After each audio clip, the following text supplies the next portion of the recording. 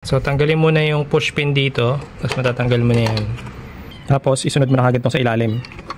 May dalawa lang yung push pin dito. Sa gas tank may nakatagong push pin. Dalawang Phillips screw, isa dito, saka isa dito sa gilid. Kailangan yung luwagan to.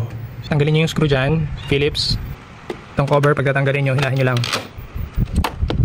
Tapos, pag natanggal nyo na yon, sa gilid may push pin. Tapos may nakatago pang push pin yan sa taas. Kaya nyo kailangan luwagan to kasi may nakatago dito na Phillips screw. Pwede nyo natanggalin to. Gamitan nyo lang ng plastic pry bar. So, yan.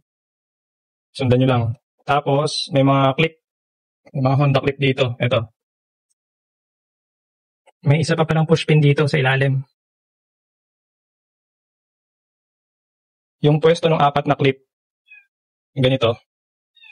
Dito siya. Isa, dalawa, tatlo, apat.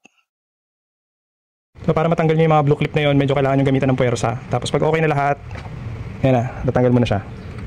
So, ito na yung mga clip. 1, 2, 3. Meron pa pala sa ilalim.